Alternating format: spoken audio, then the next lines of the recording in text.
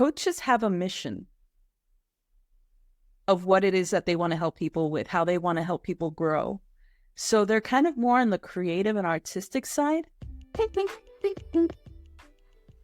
Welcome to the Phase 4 podcast, inspired by Vishen Lakiani and Ajit Nawalkar, co-founders of EverCoach, a division of Vine Valley.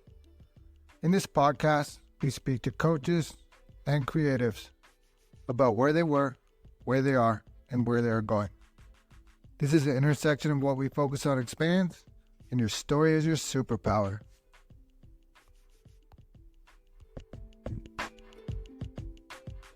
My guest today is Anna Rett.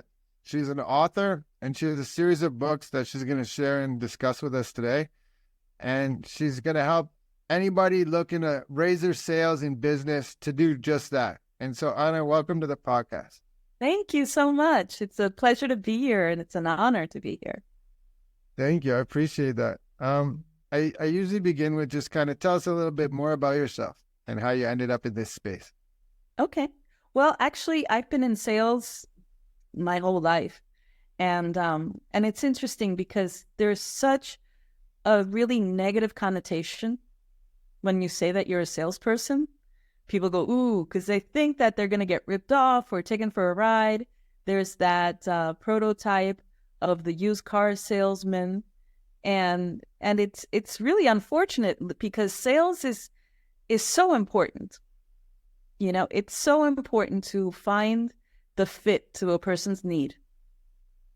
And then, of course, the transaction is money, but that's what makes the world go around. I mean, without it, we wouldn't be able to sustain ourselves, right? Yes. Part of my mission is to kind of get that nasty, dirty, ugly feeling off of people and help them feel more comfortable and natural in closing a sale. And that's what I'm promoting right now, because especially for coaches, which is my niche, although I can work with any company, any kind of business, coaches have a mission of what it is that they want to help people with, how they want to help people grow. So they're kind of more on the creative and artistic side. And the hard sale, the hard close is something that they feel very uncomfortable with. So if there's any way that I can help people with that, feel comfortable and feel that they're themselves and that it's natural, you know, they're just going to close more sales.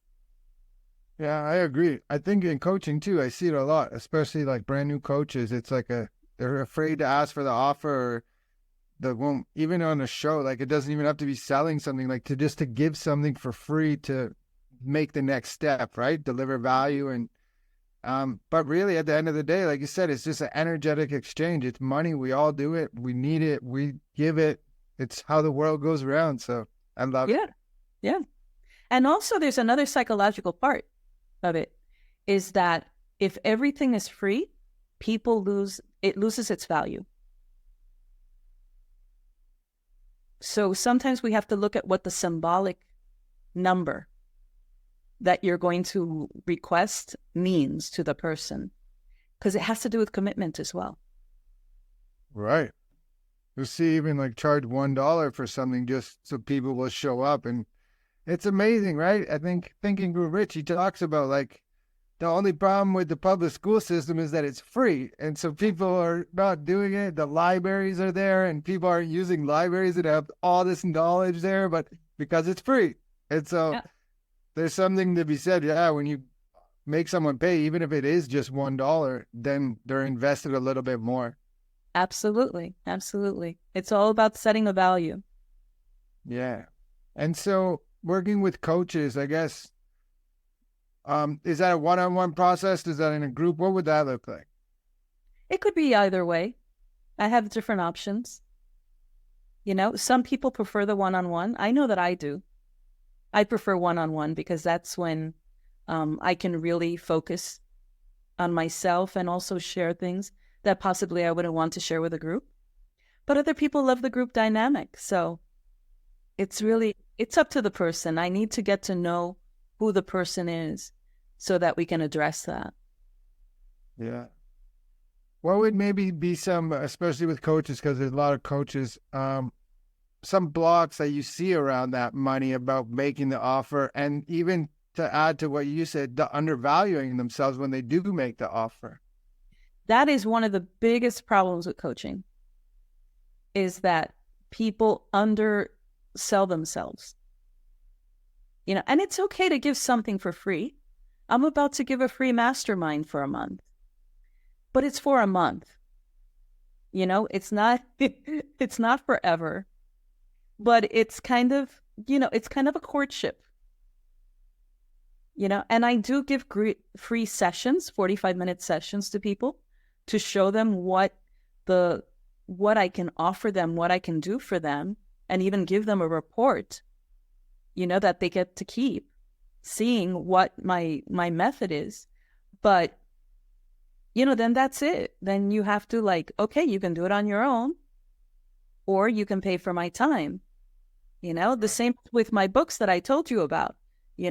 Here you have the roadmap for what it's about. However, and that's the price of the book, or if I give it to you for free, and sometimes I do that. But then it's up to you. Do you want to spend more time working and struggling and throwing the pasta on the wall to see if it sticks? Or do you want somebody to guide you through the process? And that's what coaches do. Yeah, that's awesome. And as a writer, you just gave me a good transition into your book. So maybe could we take them one at a time and talk about them and see what they're all about? Thank you. Yeah, my very first book was The Art of Selling Insurance, because that was an industry that I was in, and I'm actually still in it. And that was I heard they did. I heard they just changed some big, huge changes for insurance in Florida. There's always changes. There's always changes. And the thing is that there's always changes within the person. Clients that I had 10 years ago need very different products than they needed then, today. Because life is always changing. People come into your life, people leave your life, jobs come and go. Life is constantly changing. And your needs change along with it. And the book is basically about relationship selling. Actually, a very good friend of mine who was a jazz singer used it to get a tour to get. Oh, wow. So anybody could use it. I can see how you're smiling and it's coming out, and it's that's amazing, right? That's probably part of the reason you wrote the book, to help people like that, and it works. Mm-hmm. It's all about helping people. Yeah. And before I interrupted you, you were talking about that book. And so, yeah, can you continue? And I promise I won't interrupt. That's okay. That's okay. I get a little excited. But anyway, the book is really about relationship selling, which to me is the best thing. Because, you can buy a whole bunch of leads. You can, cold call people. Before we had the phone book and, went through the yellow pages. I went through that too. But it's when you actually meet people. You get out there, you get on a podcast, you go to a meeting, some sort of networking. You create your own networking, you do a meetup, whatever it is. People do business with people they like.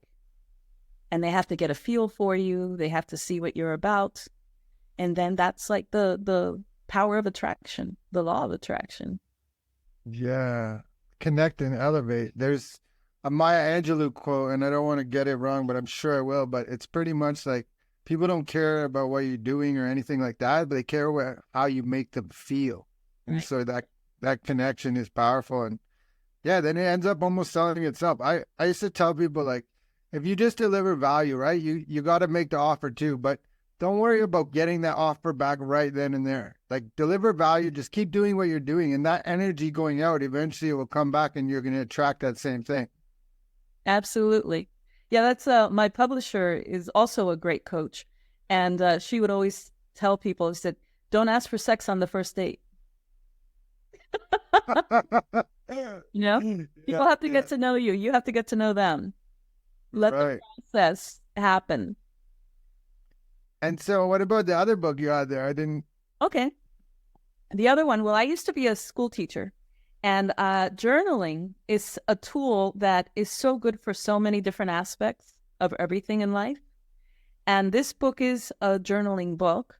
It has a specific topic about the secret art of non-toxic relationships.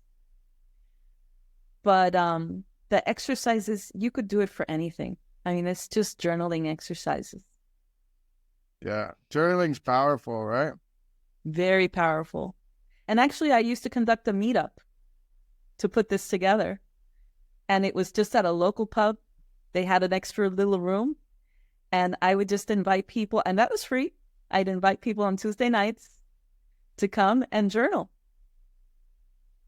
And, you know, I made lifelong friendships there. It was just a beautiful thing. And then the pandemic hit and we couldn't do it anymore. Yeah. Yeah, journaling, there's something about getting the thoughts and the information out of your head and seeing it on paper where you kind of sort it out, and some of it's not yours, some of it is yours, but it's like better out than in, and there's just so many benefits. Yeah. That's like Julia Cameron's book where you have the morning pages. Yeah. Oh, The it's artist way. just a way of the artist way. Yeah. You just like release all of that because a lot of the stories you have in your head aren't even true. Like Yeah. Byron Katie says. Byron Katie, yeah, very good. Yeah. Who else? Who are else? Some of your mentors or those kind of things that you like? Well, Bob Proctor, I think, was one of the greatest influences in my life, and I was really lucky to be studying in his group until he died. Actually, it was really a terrible thing, a terrible loss for all of us. But what an amazing human being! Yeah, I think he was in Toronto or lived in Toronto for a long time too. Oh yes, absolutely. And I think I'm also about to start reading Think and Grow Rich again, or Oh, probably good.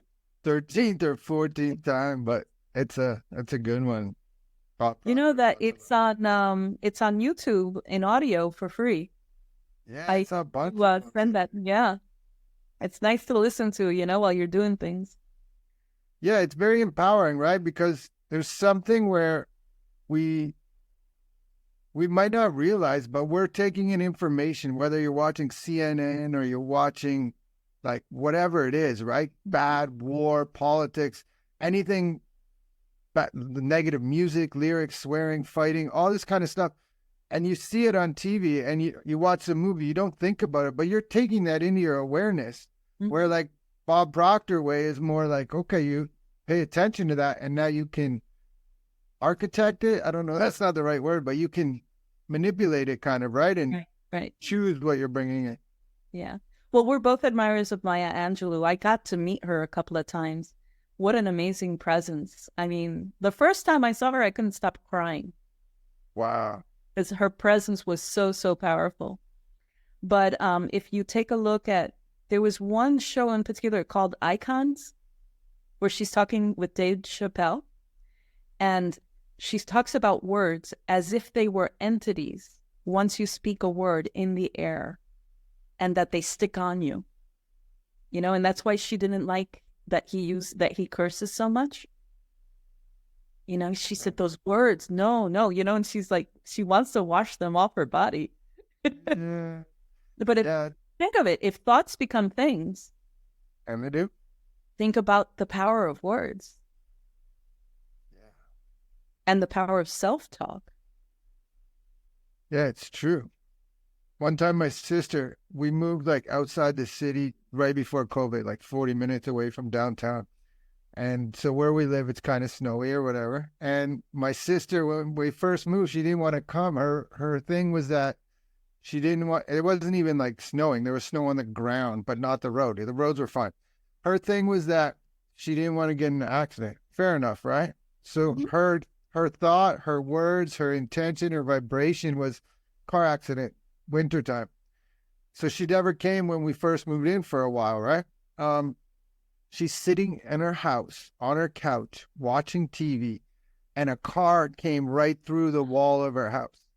She was fine. It didn't hit her, but like, whoa, right? Thoughts become things. Yeah, yeah, and you attract it even thinking about it. Yeah. Yeah. So I'm curious, were you always a writer, or did you just like, I have this information, I need to put it in a book? Oh my goodness. I got obsessed with writing poetry when I was in high school. You know, I love words.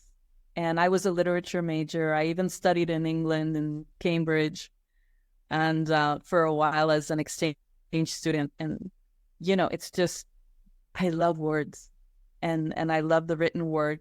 I know that books aren't that big of a deal, but actually one of my books is really big. I mean, the first one, the insurance one, has a huge audience in Audible. Wow. Go figure. Did you read it or did someone else read it? I tried to read it, but I had a house that was filled with windows and the sound did not work. So I got somebody that has like this really gorgeous, rich, jazzy voice, like a jazz singer voice, which is, one of my passions. I love jazz and blues. And she reads it and it's like butter. I love it. That's awesome. Yeah.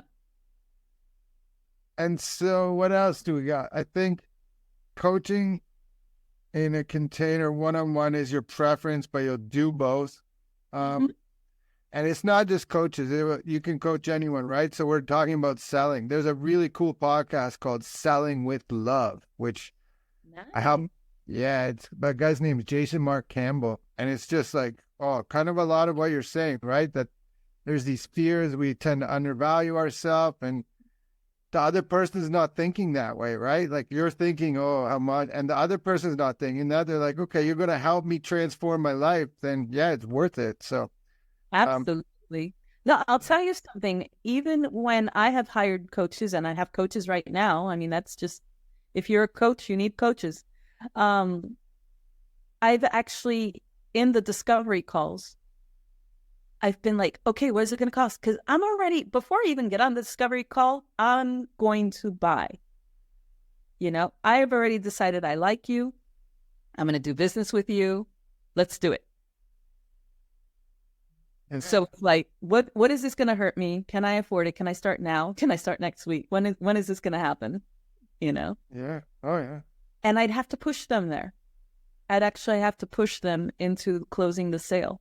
Whoa. And I could feel the discomfort. And these are really accomplished, wonderful coaches, not salespeople. And even when I'm in a coaching group, I notice that other coaches, that their discomfort is palpable. And you can have all these elevated thoughts and follow all these people that we've been mentioning and be as spiritual as you want, I have all of my crystals right here. I hold them, I have my sage and my Palo Santo. I do it all, but I also love sales because I know how valuable it is. Yeah. So if I could help people with that and reach the potential, that would be a beautiful thing. Yeah. Ask everybody. This is a Phase 4 podcast, and Phase 4 in the 6-phase meditation is all about creating your future 3 years from now. So where is Anna 3 years from today? Woo, 3 years from today. Hopefully in New Orleans, in the French Quarter, hanging out with you. Yeah, I'll be there. Let me know. That sounds good. Yeah. That's my favorite place. Oh my God. Have you been to New Orleans? No, but I can pretty much picture the nostalgia. Like it's when you see it in the movies, it seems real. Like it seems like there's only one way it is, like from everything I've seen. I would love to someday have getaways. Yeah. Retreats in New Orleans, and just have great food, great music, a great vibe, and help people reach their goals. Yeah, if you got a lot of fun. The jazz, right? It's a lot of jazz down there. Yeah. Different kind of jazz too, right? Well, my favorite is Kermit Ruffins. To me, he's like, and he's just so down to earth. We're the same age. He's so down to earth. He cooks for people that go listen to his music, Yeah, that's cool. And, that's just the kind of thing. This is the kind of energy that I would like to come through, is that it's nurturing. Let's nurture each other. Let's, like Maya Angelou said, let's elevate each other. And let's get rid of those money blocks. So that we can help more people. I mean, how can you help others unless you have more than enough? for yourself. Yeah. I'm curious, is there money blocks, right? So limiting beliefs. And so is there one particular one that you see more often than anything else that keeps coming up again and again for people? Well, I'm going to say something that I found very harsh the first time I heard it, but there's something very true to it, is that the difference between being in business and having a hobby is charging. And if you're uncomfortable charging, then it's a hobby. And that's fine. And that's fine. But if your needs aren't met, let's say that I take you on and I say, listen, I really want to help you with your podcast. Let's monetize it. And I start doing it for free. And you start taking up all sorts of hours of my time. After a while, I'm going to resent you. Right? Yeah. Because it's just, the energy is just going in one way. It has to go both ways. And also, you might get embarrassed and saying, oh my goodness, I'm going to call Anna again. And maybe you will keep from calling me at a really crucial moment when I have the tools to help you. And that will make or break something that you're working on. So we have to set all that aside. And money does that. Yeah. Yeah, it sounds like there's a scarcity thing, right? That there's a lack or there's not enough, or but it's not true. None of them. That's the cool thing about limiting beliefs. If you can point them or pinpoint them, you realize that none of them are true, and it's just a story. I think you said at the beginning, we're telling ourselves a story, and that's all it is. Mm-hmm. Yeah, last week I visited a restaurant that I actually saw in the news. It was the funniest thing. These folks, the area where they live is a very beautiful area on the coast of Florida. And the rents are going up so high that they don't feel that they're going to be able to renew their lease. So I thought, wow, that's so terrible, I can help them. So I just showed up and I took my little Frenchie with me because they're dog friendly. And that's always a good icebreaker. I'm just a human being. And I said, hey, I saw you on the news and I'd like to help, because they actually said that they were open to ideas. Okay. Now they don't know who I am. And they just said, who's this crazy lady with her little Frenchie? But, I offered a free session. And also, I have an online academy that I said, let me give this to you and see if it helps. Because sometimes, and that's cool. Yeah. But again, the trust thing has to happen. So I have to go a few more times and get to know them and build that relationship. And another thing is that you're actually going out and doing something instead of just waiting for it to come to you or thinking about it too much. You're taking action, and that action is as simple as, hey, how's it going? Yeah. What do you want? Can I help you? This is what I do. Love it. And some people are open to it and some aren't, but I'm not going to chase either. I said, hey, here it is. If you want it, come and get it. Yeah. Well, I think we talked about maybe some mentors. What are some books that you like to read? Or Well, actually, there's a book that I have right here that I absolutely adore. It's a Joseph Campbell companion. And The Power of Myth was a book that really influenced me a lot. And The Art of War is one that I recommend to salespeople all the time. And that's here's fun. Hey, Keisha. Hi, buddy. It's funny you say that. The Art of War, I just read this book last year, and that's what I was thinking when I was reading it. I'm like, this is like totally applicable to business. Yes. Yeah. That's Absolutely. good. And Joseph Campbell, yeah, he's so good, right? The hero with 1,000 faces, and just some of the quotes are so like the cave you fear to enter has the deepest treasure, or holds the deepest treasure. Yeah. Wow. Yes. You have to be willing to be uncomfortable and growing, just like when you're a teenager, there are growing pains. If you're going to grow, you're going to have uncomfortable moments.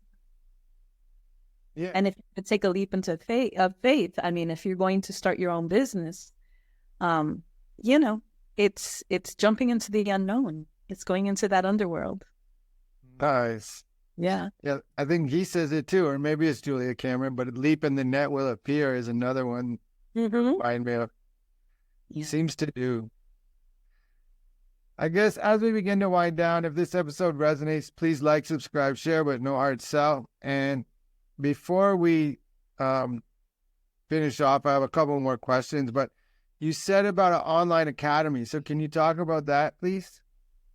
Yes. I have an online academy that I think I gave you the website. I don't know if it's okay yeah.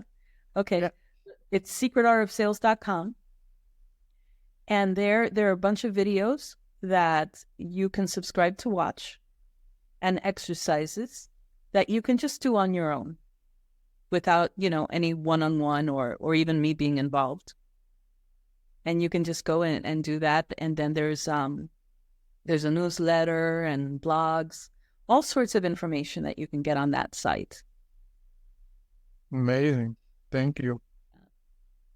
And so maybe before I ask my final question, I always let the guests take it wherever they want. So if you have something to sell, sell it. If you have a message of hope, give it to us. Somewhere you're going to go. Tell us about some blues concerts or events you're going to go check out.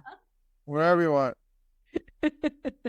Well, I have a gift for anyone who's listening, and they can get it at thesecretartofsales.com. It's a free sales guide that addresses the number one objection that people freeze with, which is, let me think about it. Let me ask my wife. Think about it. Yeah. That is the biggest one where you go, oh, okay.